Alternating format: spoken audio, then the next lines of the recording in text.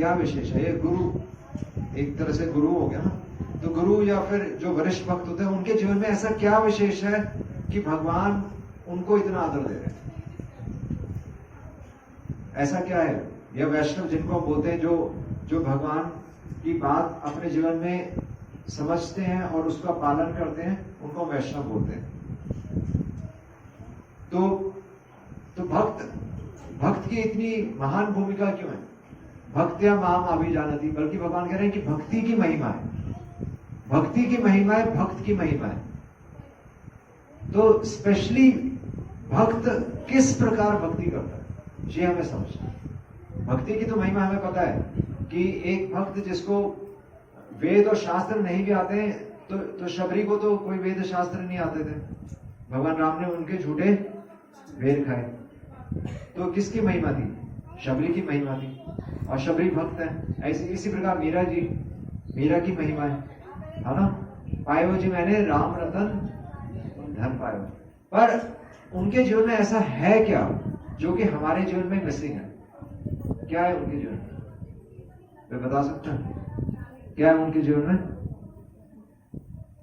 भक्त एक काम करते हैं। तो यहां पर एक श्लोक है, भागवत कहती है सताम प्रसंगान, भागवत भी कहती है। तो यहां पर तो कपिल मुनि जो कि देवहूति के पुत्र हैं, जो कि स्वयं भगवान के अवतार हैं, कपिल मुनि, तो वो अपनी मां को शिक्षा दे रहे हैं, और वहां पर भी ये कह रहे हैं कि सताम प्रसंगान, कि सताम भगवान के भक्तों के संग से, सताम प्रसंगान मम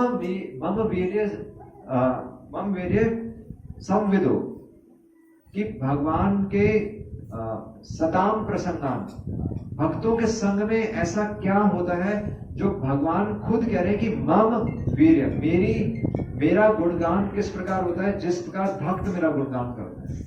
मम वीर्य संविदो, और बल्कि संविदो यानी कि विदो मतलब डिस्कस करना।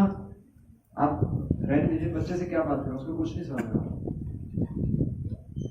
कुछ नहीं है वो, उसको कोई मतलब नहीं, उसको खाने से मतलब और कोई मतलब नहीं, ना आपसे कोई मतलब है ना कोई दुनिया से मतलब। आप ऐसे कुछ उसको खाना दीजिए, उसको खाना चाहिए, बिस्किट दीजिए, चुप रहे, उसको कुछ खाने के लिए दे दीजिए। है किसी ने कुछ तो दे दे, खाने का चुप रहे, ये दे दे माता।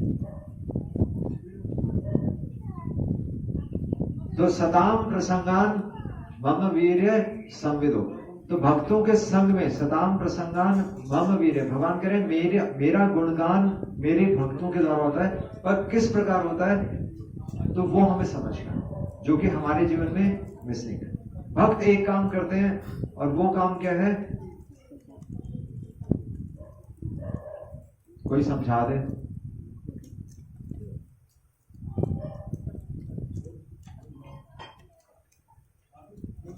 एक्चुअली एक बात स्पष्ट है कि यहां पर भगवान नहीं है। सीरियसली एक बात स्पष्ट है कि हम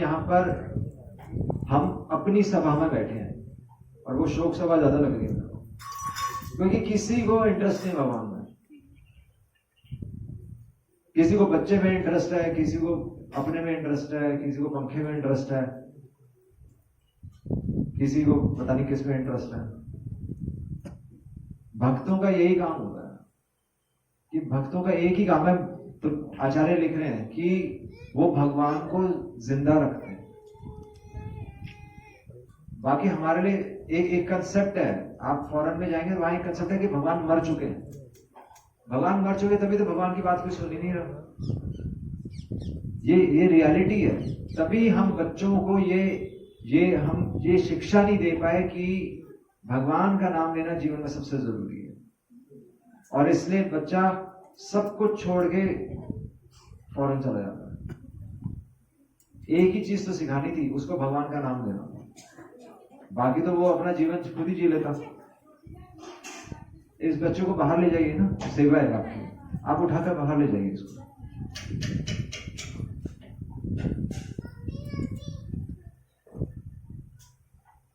और ये दिखाता है एक्चुअली कि हमारे समाज में शिक्षा की कितनी कमी है। हमें यही नहीं पता कि भगवान की कथा कैसे अटेंड करनी है। आज तक किसी ने शिक्षा ही नहीं दी, किसी ने ये नहीं बताया कि भगवान की बात जब हो रही हो तो उस समय हमें आगे नहीं आना चाहिए, क्योंकि हमारी फोटो नहीं खींच रही वहां पर, हमें चुपचाप पीछे बैठ जाना चाहिए, है ना। पहले तो हम लेट आए हैं, है ना, 2 घंटे पहले का समय था, 2 घंटे बाद में आए हैं, और उसके बाद फिर सबसे पहले आगे आ गए। तो ये क्या, ये शिक्षा की कमी है। और उससे बड़ी बात है कि हमें दुख भी नहीं हो रहा, कोई दुख नहीं है, किसी को कोई दुख नहीं है जीवन में कि भगवान है ही नहीं हमारे जीवन में। किसी ने पढ़ी है भगवत गीता? हाथ उठाएं। भगवत गीता किसने पढ़ी है, मेरे को बताइए। कौन पढ़ता है भगवत गीता, और कहां से पढ़ी है आपने, अगर पढ़ी है तो वही हाथ उठाए। अब ये बताइए कि बच्चों को आपने क्या क्या डिग्री में पढ़ाई है? बच्चों को तो बहुत पढ़ा है, सबके बच्चे बाहर है ना, तो इतना पढ़ा दिया बच्चों को, पर यही नहीं पता कि पढ़ना क्या था। और सबसे बड़ी बात है, जो कि मृत्यु के समय, जो कि सबसे जरूरी चीज है, मृत्यु जब आएगी तो ये कोई विद्या काम नहीं आएगी। उस समय हम भगवान का नाम लेने के लिए दौड़ते हैं, उस समय हम कहते हैं कि तुलसी का पत्ता मेरे मुंह में डाल दो, गंगा जल डाल दो, उस समय कोई काम नहीं करेगा, क्योंकि पूरा जीवन हमने भगवान को समझा ही नहीं। कैसे भगवान के धाम चले जाएंगे, मेरे को बताइए। जब चेतना इस संसार में है, जब चेतना अपनी तस्वीर में है, अपनी हम जो मोबाइल फोन में जब चेतना है, पूरा जीवन हम मोबाइल फोन चलाते रह गए, तो भगवान के धाम कौन जा रहा है? और भगवान की बात सुनने की इच्छा ही नहीं है।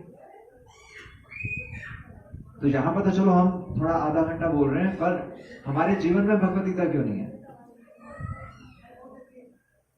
ना। और भगवत गीता में भगवान क्या शिक्षा दे रही है तो फिर दूर की बात है। उसमें भी फिर हमने सुना है कि कर्म करो फल की चिंता ना करो, जो कि मैसेज ही नहीं है। तो ये एक अवसर था, ये जन्मदिन एक अवसर है कि हम अपने आप को शुद्ध कर सकें। और ये शुद्ध होने का संस्कार तभी बनाए जाते हैं कि हम अशुद्ध पैदा हो। अशुद्ध यही है कि भगवान के नाम में इंटरेस्ट ही नहीं, अशुद्ध यही है कि सामने वाला व्यक्ति में इंटरेस्ट आ रहा है, बच्चों में इंटरेस्ट आ रहा है, खाने पीने में इंटरेस्ट आ रहा है, पर भगवान के नाम में न अनुराग, कोई अनुराग नहीं है। बल्कि हम अपने जीवन में कोई नियम पालन भी नहीं करते। सब मंदिर तो जाते हैं, सब धूप अगरबत्ती दिया भी करते हैं, पर कैसे करते हैं? अपने मन से। किसी को एक बार घुमाने का मन करे तो एक बार घुमा लेता है, किसी को उल्टा घुमाने का मन करे तो उल्टा घुमा लेता है, किसी को अपनी परिक्रमा करनी होती है वो अपनी परिक्रमा करने लग जाता है, किसी को जल चढ़ाने का मन होता है जल चढ़ा रहा है। जल चढ़ाने का मतलब क्या है, फूल चढ़ाने का अर्थ क्या है, आरती करने का अर्थ क्या है, ये किसी को पता है? क्या है आरती करने का? कोई बता सकता है? क्यों करते हैं हम आरती भगवान? क्यों करते हैं हम? ये क्या है? मजाक है? आरती क्यों करनी है भगवान की? क्यों करते हैं आरती?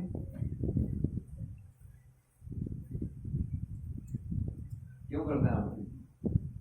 क्यों करते हैं? एक रीजन बताइए।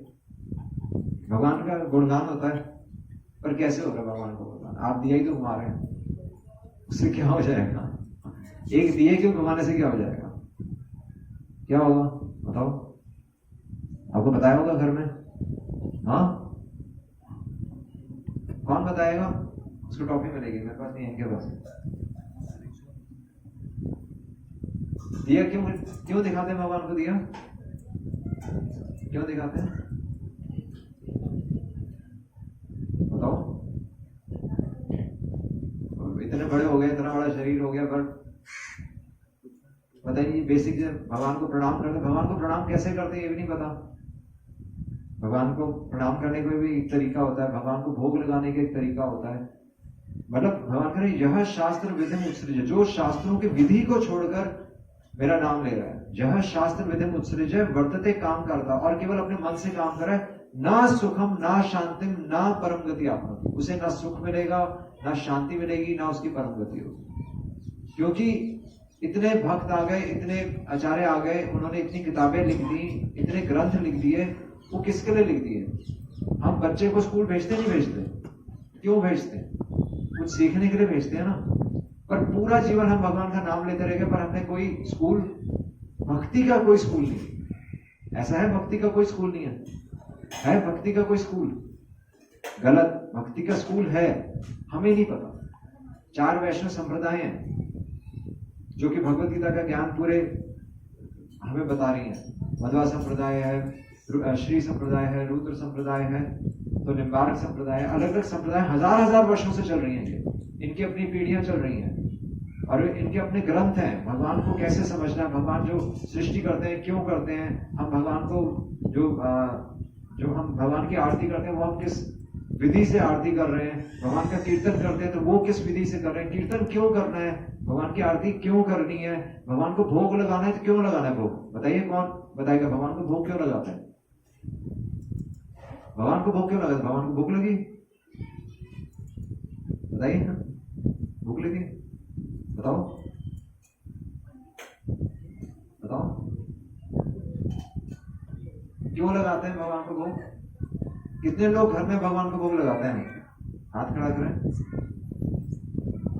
2 आउट ऑफ कितने? 32 आउट ऑफ 50, 50 लोगों में बस 2 लोग लगाते हैं, भोग भी नहीं लगाते हैं। अच्छा, कितने लोग जानते हैं कि भगवान को भोग लगाना? ये तो बताइए, कितने लोग जानते हैं कि भगवान को भोग लगाना होता है? इस पे तो हाथ खड़ा करें। जानते ही नहीं आप? नहीं जानते तो फिर हाथ क्यों नहीं खड़ा कर रहे? जानते हैं। अब ये बताइए करते क्यों नहीं? क्या है, क्यों नहीं करते? इसलिए मैं कह रहा हूं कि भगवान मर चुके, इसीलिए बच्चे नास्तिक और इसीलिए डिप्रेशन है, क्योंकि हमारे जीवन में हमें कोई सहारा ही नहीं है। अगर बच्चे डिग्री करके अगर फौरन चला गया तो ठीक है, नहीं चला गया तो डिप्रेशन में आ गया। मतलब भगवान है तो हम भगवान को भोग भी नहीं लगा रहे, ये तो हमारी कंडीशन है। फिर हम कथा कैसे सुनेंगे? और किसकी कथा सुननी है? उसको हम सिर्फ ग्राम्य कथा में इंटरेस्टेड है कि गांव में क्या चल रहा है, शहर में क्या चल रहा है, पड़ोस में क्या चल रहा है, पड़ोसी के घर में क्या चल रहा है, उसमें इंटरेस्टेड है। आप किसी के घर जाते हैं खाली आ जाते हैं? हाँ, खाली आ जाते हैं? कभी नहीं जाते ना। ये तो पता है हमें, ये तो पता है। तो फिर भगवान क्यों मर गए? भगवान के लिए भी तो कुछ हमारे ऑब्लिगेशंस हैं। भगवान के लिए है कि नहीं कुछ ऑब्लिगेशन, कुछ कर्तव्य है कि नहीं है कर्तव्य? या वो सिर्फ तस्वीर में ही है? सिर्फ तस्वीर में ही है, कभी बाहर नहीं आते? आते हैं। इसीलिए भक्ति के नियम बनाए ही इसलिए गए हैं क्योंकि भगवान है और हम नहीं करना चाहते, हम सुबह नहीं उठना चाहते, इसलिए नियम बनाए कि आप सूर्योदय से पहले उठो, नहीं तो अपराध है। वो नियम है कि भगवान को भोग लो, आप बच नहीं सकते। और भगवान भगवत गीता में ही कह रहे हैं कि यज्ञ शिष्टा आशिना संतम मुच्यन्ते सर्वकल्पिषा, कि यज्ञ से बचा हुआ भोजन आपको स्वीकार करना है। और यज्ञ शिष्टा आशिना संतम मुच्यन्ते सर्वकल्पिषा भुंक्ते तेतु अघम पापा। और अगर हम बिना भगवान को भोग लगाए खा रहे हैं, भुंक्ते तेतु अघम पापा, वो घोर पाप है। ये पचंती आत्म कारण, जो अपने लिए फ्रिज खोल के खा रहा है वो पाप खा रहा है। अब बताइए क्या है हमारा जीवन? और फिर हम कहते हैं कि सब ने यहां पर मत्था टेक के जाएंगे। किसको मत्था टेक रहे हैं? वो तो मरे हुए हैं। जब आपने भगवान को भोग नहीं लगाया तो भगवान जीवित कैसे है? हाँ, इसलिए मंदिर में आपने देखा वो घंटे, इलेक्ट्रॉनिक घंटियां बज गई, क्योंकि भगवान को किसी की जरूरत नहीं, भगवान को सिर्फ एक बटन की जरूरत है, क्योंकि कोई आने नहीं चाहता। भगवान का गुणगान करने के लिए किसी का समय ही नहीं है। किसी का समय है? आप भगवान के लिए कीर्तन करते हैं घर में कीर्तन करते हैं भगवान के लिए? नहीं ना। तो भक्तों का एक ही कर्तव्य है, भक्त वास्तव में वो भगवान का वो प्रतिनिधित्व करता है कि भगवान जीवित है भक्त भगवान को जीवित रखते हैं, नहीं तो भगवान मर चुके हैं हमारे जीवन। बस इतना फर्क है कि जब हम आए, इसलिए अगर आपको पता है यहां पर भगवान की कथा चल रही है, तो आप जैसे स्कूल में नहीं होता, आप स्कूल में अगर प्रिंसिपल स्पीच दे रहे हैं, अगर प्रिंसिपल स्कूल में स्पीच दे रहे हैं तो आप कभी स्टेज पे आएंगे? क्यों नहीं आएंगे? क्योंकि आपको पता है वहां पर प्रिंसिपल खड़ा होकर स्पीच दे रहा है। यहां क्या है? यहां सब मरे हुए। जब प्रिंसिपल को इतनी रिस्पेक्ट है तो यहां पर रिस्पेक्ट क्यों नहीं है? कोई बताइए। आप कभी क्लास चल रही होती, कभी प्रिंसिपल अगर स्कूल में कोई बात कर रहा होता है, आप बीच में बोलेंगे? यहां तो सब कुछ चल रहा होता है, सारे काम चल रहे होते हैं, मोबाइल फोन भी चल रहा होता है, सब चल रहा होता है। वो तो तौहीन है भगवान की। इसका एक ही अर्थ है कि हमारे जीवन में भगवान नहीं है, घर में किसी कोने में है, वो भी पता नहीं कब साफ किया उनको। और वो भी अगर हम कुछ केयर करते हैं तो वो सिर्फ हम अपने, ताकि मुझे बेनिफिट मिले इसलिए करते। भगवान के लिए थोड़ी कुछ केयर करते। कोई भगवान को ये कंसेप्ट है किसी का कि भगवान जीवित है? भगवान स्वीकार करते हैं, भगवान ने खुद ही तो विधि बनाई है ना, ये हमने थोड़ी विधि बनाई है। ये हर जगह के भगवान को भोग लगाया जाता है। लोग इतने बड़े बड़े फेस्टिवल्स करते हैं, भगवान के लिए पटाखे जलाते हैं। तो अगर आपके घर पटाखे जलाए तो आप तो कान बंद कर लेंगे ना, नहीं? और उससे जो धुआं निकलता है, आपको सांस लेने में दिक्कत होगी कि नहीं होगी? तो भगवान को भी अच्छा लग सकता है। इसलिए भगवान को देखिए, इसलिए भगवान को बिल्कुल शुद्ध चीज ऑफर की जाती है। आप कभी भगवान को नकली चीज ऑफर करेंगे? नकली, आपको पता है नकली है वो, कभी ऑफर करेंगे नहीं, क्योंकि हम जानते हैं कि भगवान जीवित है, पर हम भूल चुके हैं, हम सब भूल चुके हैं कि भगवान जीवित है। और इसलिए हमें फालतू की चीजें नजर आ गई, मेरे पास ये नहीं है, मेरे पास ये नहीं है। भगवान के लिए शरीर ही इंपॉर्टेंट नहीं है, तुम्हारा जीवन ही इंपॉर्टेंट नहीं है, क्योंकि ये जीवन तो देहिनो अस्मिन् यथा देह है, कि ये तो तुमने धारण किया और अगला जन्म तुम्हारा एक और शरीर में होगा। और बल्कि ये संस्कार है ताकि हम अपने आप को शुद्ध करें। ये अपने आप को शुद्ध करने का अवसर है। यहाँ पर ये कोई पार्टी नहीं चल रही है, ये पार्टी नहीं है। कथा का मतलब है कि हमें अपने आप को स्मरण दिलवाना है कि हम इस संसार में क्यों आए थे। हम इस संसार में क्यों आए हैं? किसको पता है हम इस संसार में क्यों आए हैं? क्यों आए हैं? क्यों आए इस संसार में? क्यों आए हैं? हम इस संसार में आए हैं क्योंकि हमने भगवान से विद्रोह किया। जहां पर अच्छे लोग नहीं है, हम सब एक ही थाली के चट्टे बैठे हैं। हम सब अपने बारे में सोच रहे हैं, हम सब अपने बारे में या अपने परिवार के बारे में सोच रहे हैं। अगर यहाँ केवल भगवान का प्रोग्राम होता ना, आप नहीं आते। केवल भगवान का मतलब आते हैं, पर अगर स्पेशली जन्मदिन होता है तो आपका एक पर्सनल टच हो गया ना, तब तो जाना ही जाना है। समझ रहे हैं ना? क्योंकि वो व्यक्ति जीवित है, आपको अपना चेहरा दिखाना है उसको। पर ये उत्साह, घर में आपके बच्चे का जन्मदिन होता है, आप कितने खुश होते हैं। यहां पर तो किसी के चेहरे पे वो खुशी नहीं है, नहीं। वो सिर्फ साल का एक उत्सव नहीं है कि जन्माष्टमी आ गई, राधाष्टमी आ गई और बाकी साल पूरे साल हम अपना काम करते रहे। नहीं, वो सिर्फ एक अवसर होता है कि हम अपने आप को वापस स्मरण दिलवाएं कि हमें अपने आप को शुद्ध करके भगवान के धाम वापस जाना भी है। ये हमारा भगवान ने मॉडल इस रूप में बनाए जिस रूप में हम संसार को देखना चाहते थे। हम खुद एक्चुअली ईश्वर बनना चाहते थे। शास्त्र कह रहे हैं कि हम खुद ईश्वर बनना चाहते थे, इसलिए भगवान ने ये सृष्टि बनाई। जैसे इंद्रदेव, तो आपने गोवर्धन लीला पता ही नहीं पता? गोवर्धन लीला में क्या था? तो इंद्र को अहंकार आ गया था कि मैं वर्षा देता हूं और मेरी वर्षा से सारे वृंदावन वासी ये अपना जीवन चला रहे हैं। और जब वृंदावन वासियों ने, भगवान कृष्ण ने उनको बोला कि तुम्हें इंद्र की उपासना करने की जरूरत नहीं, कि तुम विष्णु की उपासना करो, क्योंकि अल्टीमेटली भगवान ही दे रहे हैं सब कुछ।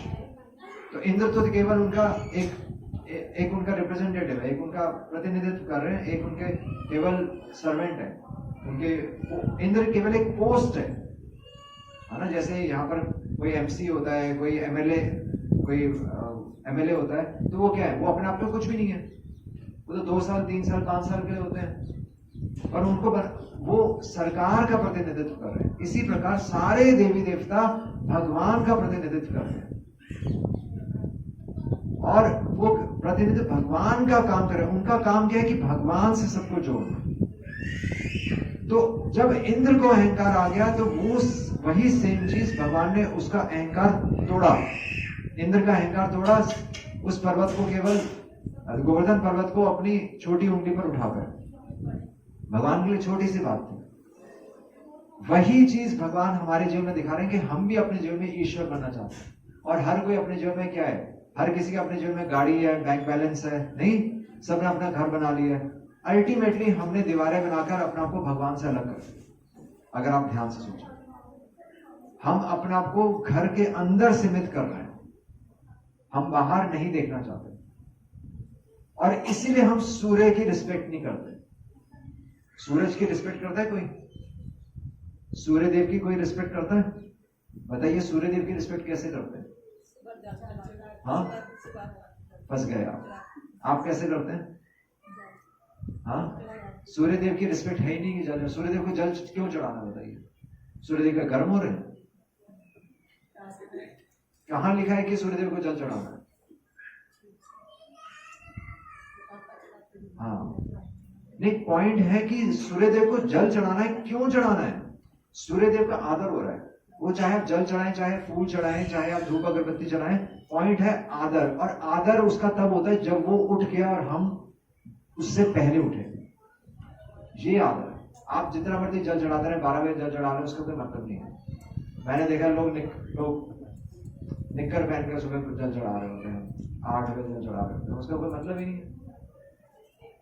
उसका मतलब ही नहीं, क्योंकि सूर्यदेव भगवान की जत आज्ञा भ्रमति संवृत काल चक्रो, सूर्यदेव खुद भगवान की आज्ञा का पालन कर रहे हैं, इसलिए वो पूरी एक परिक्रमा में चलते रहते हैं।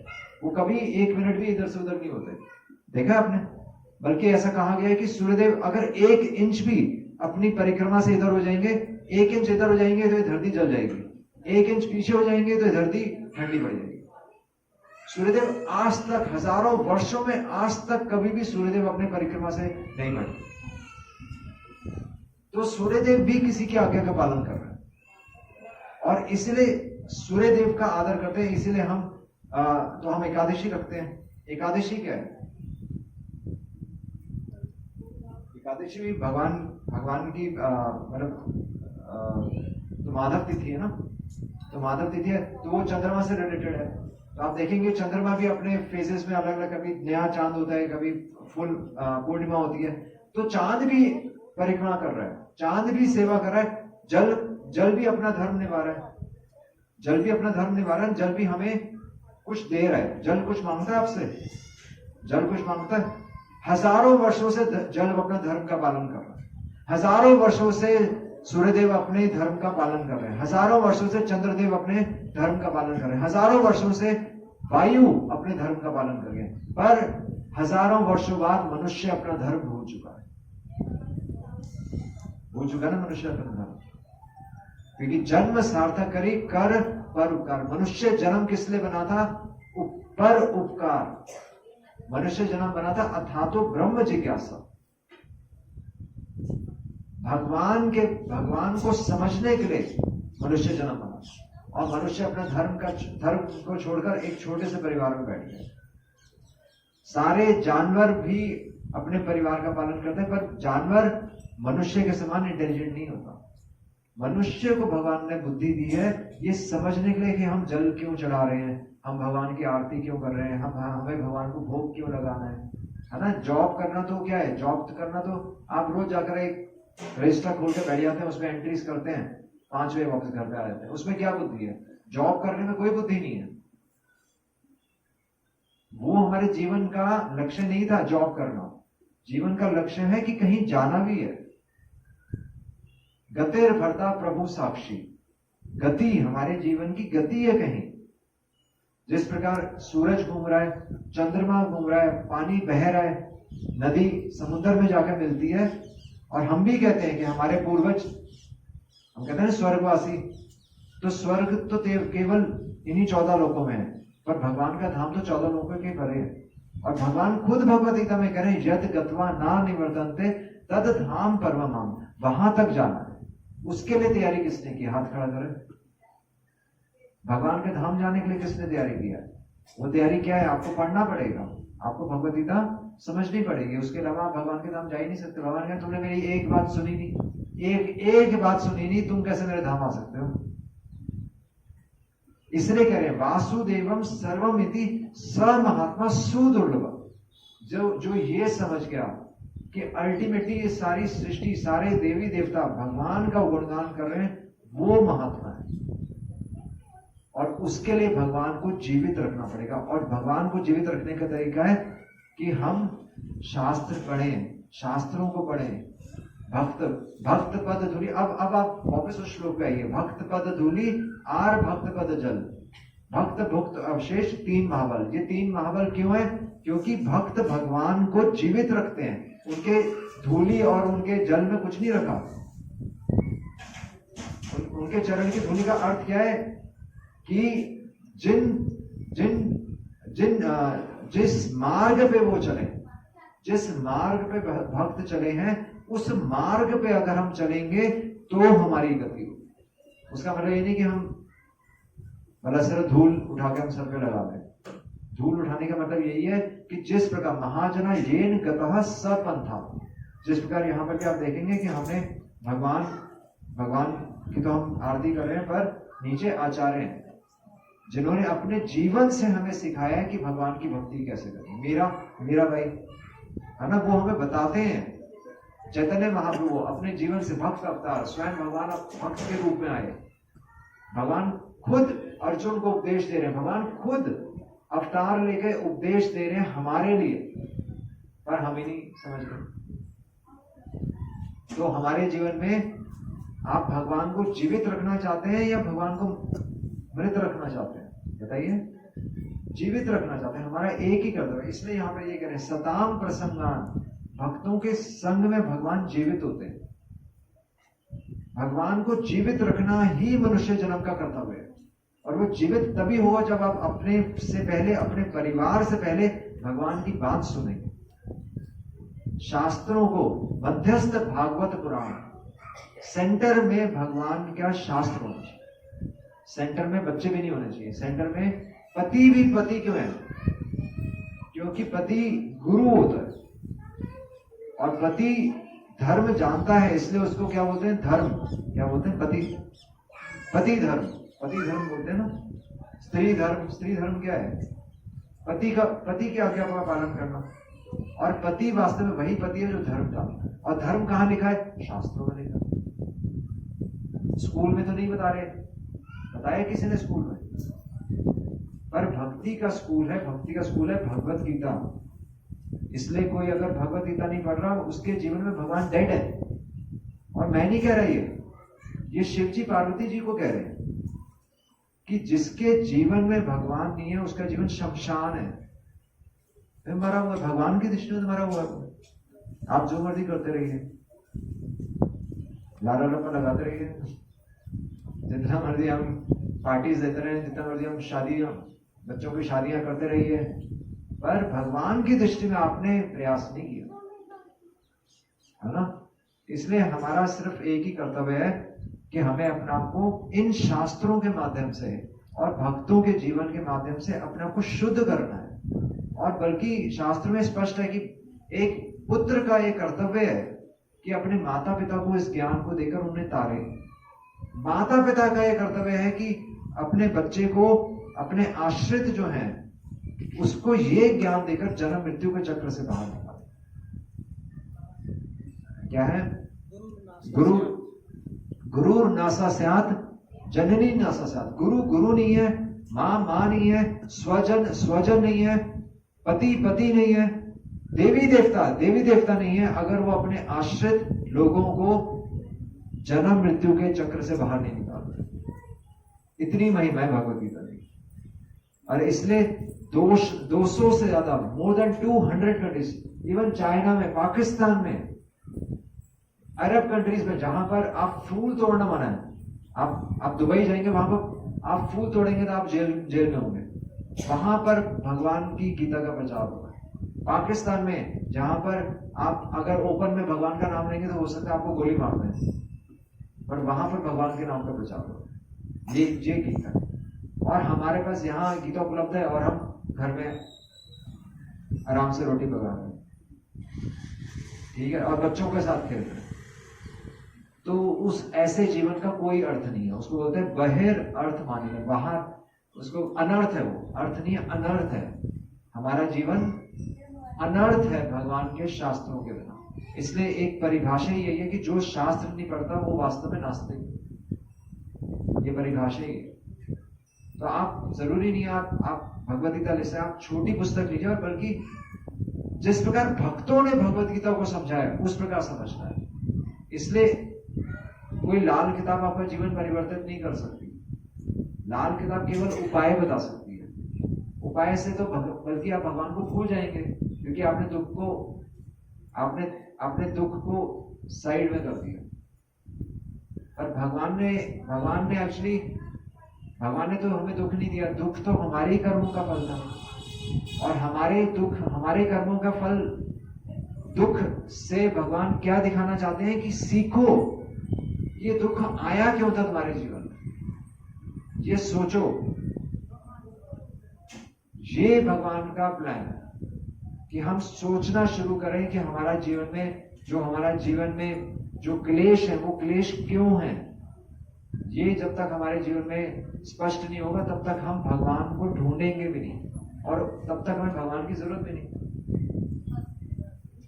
तो ये समझ के हम भगवान का नाम लेते हैं। ये समझ के हम आरती भी इसलिए की जाती है क्योंकि आरती मतलब दिया मतलब जलना, यानी कि तपस्या। हमारे जीवन में कुछ तपस्या होगी तो भगवान उस आरती को स्वीकार करो। अगर आप एसी चला लेंगे, पंखा चला लेंगे तो भूल जाएंगे भगवान, नींद आ जाती है।